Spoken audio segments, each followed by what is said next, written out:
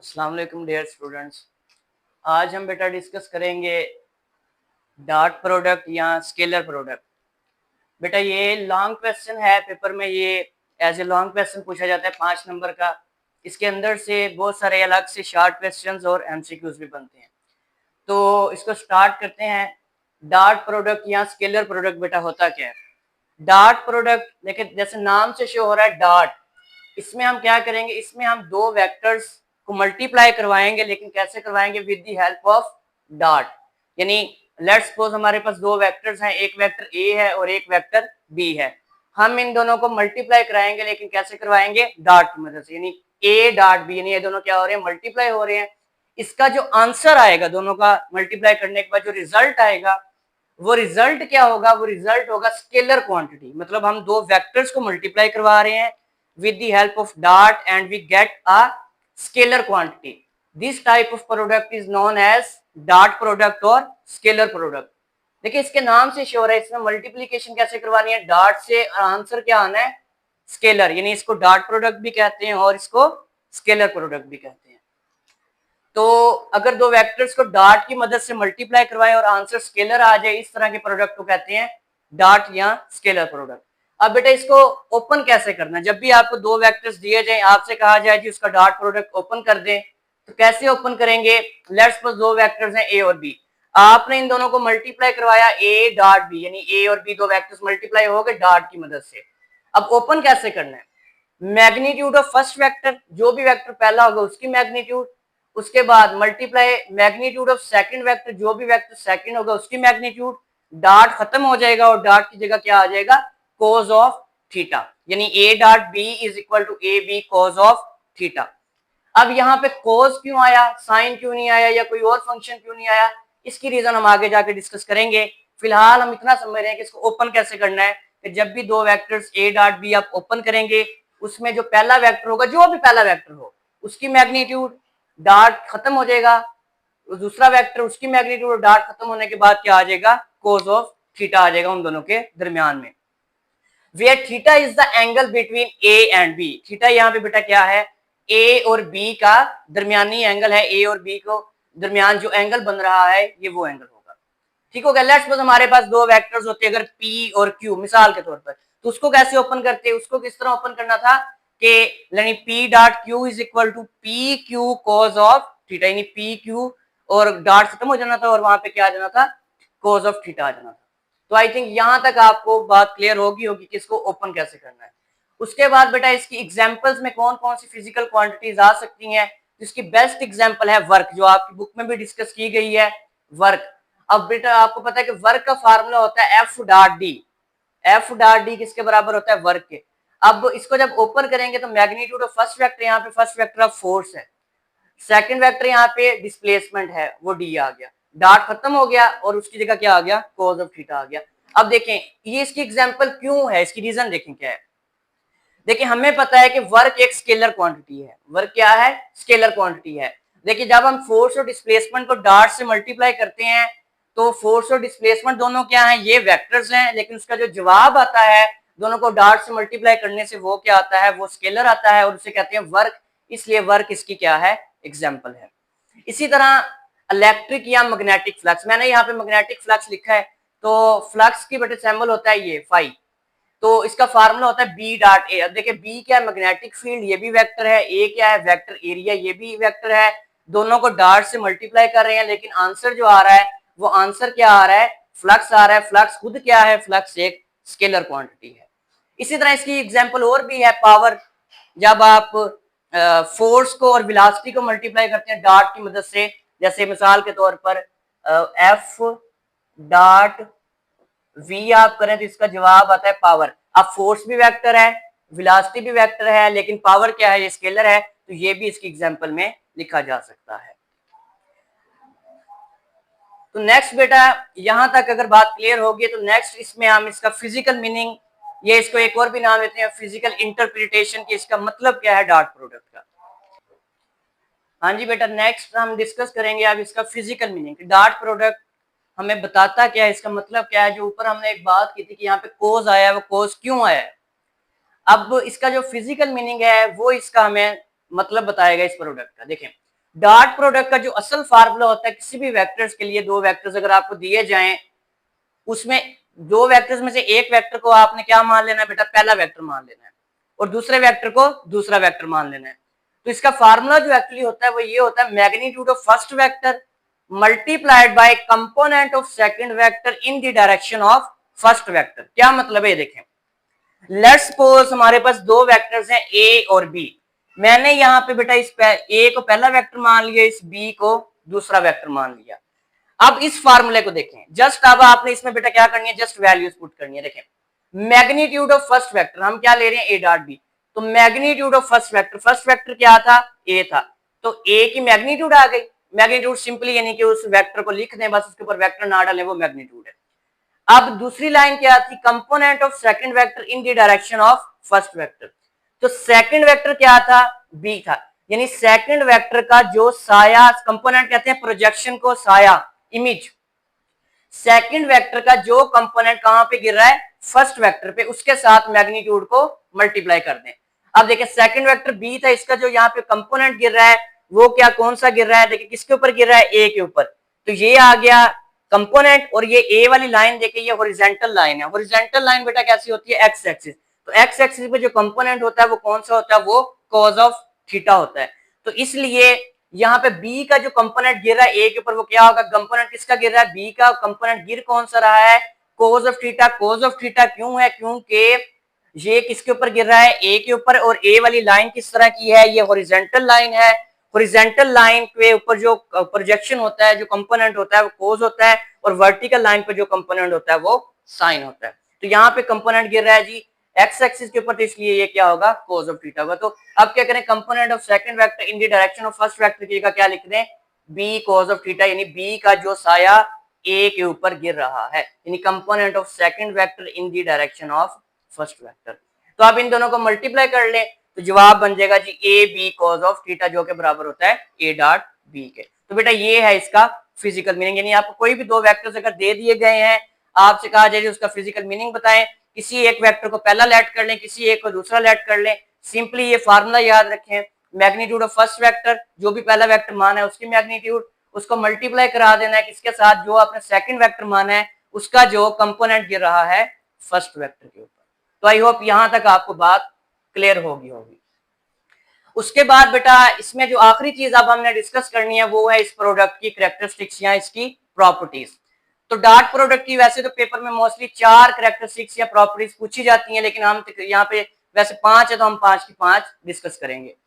तो बेटा इसकी पहली प्रॉपर्टी है कम्यूटेटिव प्रॉपर्टी। कम्यूटेटिव प्रॉपर्टी का मतलब क्या होता है, जैसे आप मैथमेटिक्स में पढ़ के आए हैं या पढ़ रहे होंगे कि जैसे आप फॉर एग्जाम्पल आप करते थे 2 ज़रब 3, या आप कर दें 3 ज़रब 2, तो जवाब क्या आएगा, दोनों केसेस में 6 ही आएगा। यानी कि क्या मतलब हुआ कि अगर आप ए डॉट बी लें उसका जवाब किसके बराबर आ जाए, बी डॉट ए के, तो इस प्रॉपर्टी को कहेंगे कम्यूटेटिव लॉ, कि A dot B is equal to B dot A. तो देखिए ए डॉट बी किसके बराबर है, आपने पढ़ा हुआ है A B cos of theta. अगर बी डॉट ए ओपन करें तरीका वही है, magnitude of first vector of first vector B है, magnitude of second vector of second vector A है, कॉज ऑफ थीटा। ठीक हो गया। अब इस ए को मैं इधर लिख सकता हूँ, इस बी को इधर लिख सकता हूँ, क्योंकि ये ए और बी ये दोनों क्या है, ये नंबर्स हैं, मैग्नीट्यूड है, इनको हम इंटरचेंज कर सकते हैं। तो इसको इधर लिख दिया, इसको इधर लिख दिया, तो ये बन गया A B cos of theta. ये A B cos of theta को देखें जरा, ये बराबर किसकी होता है, ए डॉट बी के, तो इसकी जगह हमने क्या लिख दिया, ए डॉट बी। तो इसका क्या मतलब, B dot A is equal to A dot B. तो ये बेटा इसकी पहली प्रॉपर्टी है, इसको कहते हैं कम्यूटेटिव लॉ। तो ये एमसीक्यूज भी आ सकता है जी, डॉट प्रोडक्ट कम्यूटेटिव है या नहीं है, या which of the following product is commutative, इसमें से कौन सा प्रोडक्ट कम्यूटेटिव है, तो डॉट प्रोडक्ट आपने याद रखना है कम्यूटेटिव है। उसके बाद नेक्स्ट बेटा इसमें दूसरी प्रॉपर्टी है परपेंडिकुलर वेक्टर्स, कि अगर दो वेक्टर्स ए और बी आपस में परपेंडिकुलर हों और आपसे कहा जाए जी उसका डॉट प्रोडक्ट फाइंड कर दें, तो याद रखिएगा परपेंडिकुलर के अंदर दो वेक्टर्स का दरमियानी एंगल कितना होता है, 90 डिग्री। परपेंडिकुलर में एंगल कितना होता है, 90। तो अब बड़ा सिंपल सा काम है, आपने ए डॉट बी पढ़ा हुआ है, A B cos of theta. अब थीटा की जगह जस्ट यहाँ पे क्या कर देना बेटा, आपने जस्ट थीटा की जगह 90 पुट कर देना है, क्योंकि हमें पता है परपेंडिकुलर में एंगल कितना होता है, 90। तो कोस 90 की जब आप वैल्यू फाइंड करेंगे, कैलकुलेटर भी आपको इसका जवाब दे देगा। या वैसे भी आपने शायद पढ़ी हो, तो cos 90 की वैल्यू बेटा होती है 0, तो ये पूरा फैक्टर क्या हो जाएगा, 0 हो जाएगा। 0 जब इस ए बी के साथ मल्टीप्लाई करेंगे तो आंसर पूरे फैक्टर का क्या बन जाएगा, 0 बन जाएगा। तो इसका मतलब है परपेंडिकुलर के केस में दो वेक्टर्स का डॉट प्रोडक्ट क्या होता है, 0 होता है। उसके बाद बेटा तीसरी प्रॉपर्टी है पैरेलल या एंटी पैरेलल वेक्टर्स। अगर दो वेक्टर्स पैरेलल हो या एंटी पैरेलल हो, उस केस में डॉट प्रोडक्ट क्या होगा। तो पहले हम देखते हैं पैरेलल का केस में, उसके बाद हम एंटी पैरेलल को डिस्कस करते हैं। तो पैरेलल जब भी दो वेक्टर्स आएंगे उनके दरमियान जो एंगल होगा वो क्या होगा, 0 डिग्री। पैरेलल का मतलब होता है वेक्टर सेम डायरेक्शन में है, सिर्फ उनकी डायरेक्शन सेम होनी चाहिए, उनकी लेंथ या मैग्नीट्यूड ज्यादा या कम हो सकती है, डायरेक्शन सेम होनी चाहिए। तो परपेंडिकुलर में एंगल होता है बेटा 0 डिग्री। तो जब आप सेम वही काम है, आप कोस थीटा, थीटा की जगह सेम वैसे ही आप यहाँ पे क्या कर दो, 90 पुट कर दो। 90 पुट कर, सॉरी 0 पुट कर दे, 0 पुट करेंगे तो कोस 0, कोस फंक्शन जो होता है बेटा वो 0 डिग्री पे जो जवाब देता है वो क्या होता है, वो जवाब होता है 1। यानी ये पूरा फैक्टर क्या हो जाएगा, कोस 0 वाला 1 हो जाएगा। 1 जब इस ए बी से मल्टीप्लाई होगा तो क्या जवाब आ जाएगा, ए बी सिंपली। तो इस ए बी का क्या मतलब है कि पैरेलल के केस में दो वेक्टर्स का जो डॉट प्रोडक्ट होता है वो उन वेक्टर्स की मैग्नीट्यूड के प्रोडक्ट के बराबर होता है। यानी कि अगर वेक्टर आपके पास ए बी है तो उनका जो डॉट प्रोडक्ट आ जाएगा पैरेलल के केस में ए बी सिंपली।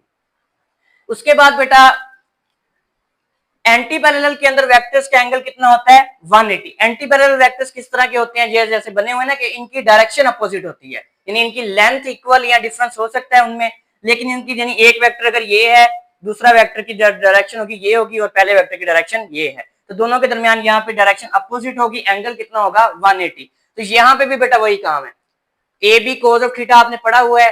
अब एंगल यहाँ पे कितना है 180, यहाँ पे 180 पुट कर दें थीटा की जगह। कोस फंक्शन बेटा 180 पे जो वैल्यू देता है वो वैल्यू क्या होती है, वो वैल्यू होती है -1।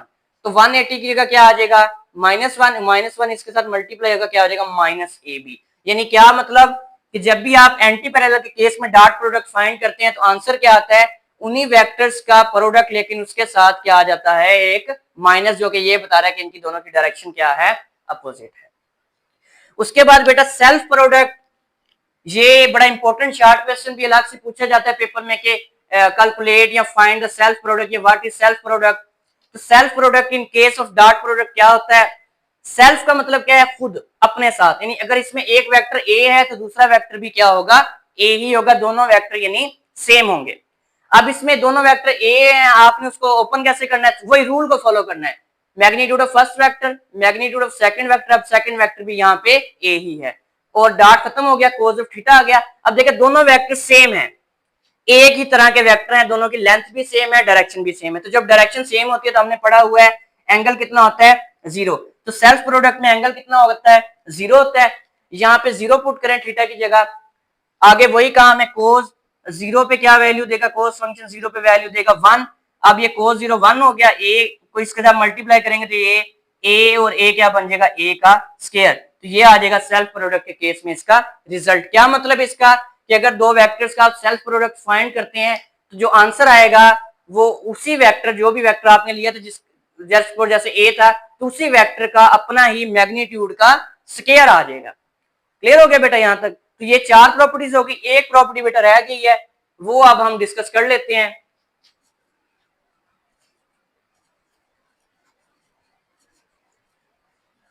हाँ जी, आखिरी प्रॉपर्टी है बेटा 5वीं प्रॉपर्टी। अगर आपको बेटा वेक्टर की जगह वेक्टर के कंपोनेंट्स दे दिए जाए, रेक्टेंगुलर कंपोनेंट्स,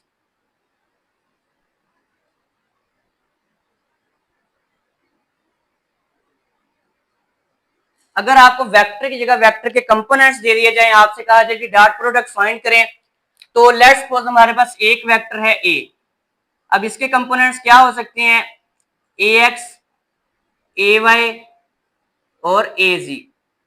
और दूसरा वेक्टर है आपके पास बी, इसके कंपोनेंट्स क्या हो सकते हैं, बी एक्स, बी वाई और बी जी। आपसे कहा जाए जी आप इन दोनों का डॉट प्रोडक्ट फाइंड करें, कि पिछली जितनी भी प्रॉपर्टीज हमने पढ़ी उस सब के अंदर वेक्टर्स के कंपोनेंट्स नहीं थे बल्कि एंगल की बात हो रही थी। अब यहाँ पे एंगल नहीं है, यहाँ पे कंपोनेंट्स हैं। तो इस केस में डॉट प्रोडक्ट आप कैसे फाइंड करना है, आपने फाइंड करना है जी ए डॉट बी। तो कैसे फाइंड करेंगे? तो बड़ा सिंपल सा काम है, दोनों वेक्टर्स के कंपोनेंट्स की वैल्यू लिख लेनी। ए की वैल्यू क्या है, ये है, तो ये वैल्यू लिख लें। तो क्या आ जाएगी, ए एक्स प्लस ए वाई प्लस ए जी। उसके बाद आगे डॉट है, तो आगे डॉट आ गया।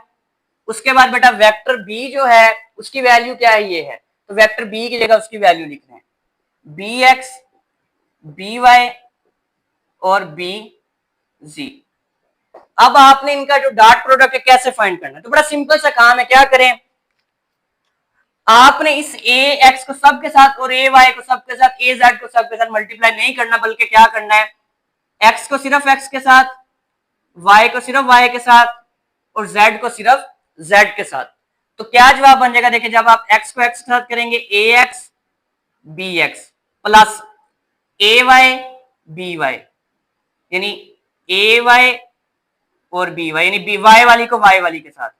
अब आखिर में जो जेड वाली है उसको जेड वाली के साथ, यानी ए जी मल्टीप्लाई बी जी। तो क्या बन जाएगा जी, ए जी और बी जी। ये ले जी, ये आपने डॉट प्रोडक्ट फाइंड कर लिया अगर वेक्टर्स के कंपोनेंट्स दिए जाएं। तो ये बेटा इसकी 5 कैरेक्टरिस्टिक्स, इसकी डिफाइन, इसकी एग्जांपल, इसका फिजिकल मीनिंग और इसका फार्मूला, ये चीजें हमने डिस्कस की हैं। ये ओवरऑल पेपर में एज ए लॉन्ग क्वेश्चन आते हैं और बड़ा इंपॉर्टेंट टॉपिक। आई होप यहाँ तक आपको बात क्लियर होगी। तो अगर आपका इससे रिलेटेड कोई क्वेश्चन है तो आप कमेंट में मैसेज करके पूछ सकते हैं, तो इंशाल्लाह उसका मैं जवाब दे दूंगा। इंशाल्लाह मिलते हैं बेटा नेक्स्ट टॉपिक के साथ। अल्लाह हाफिज।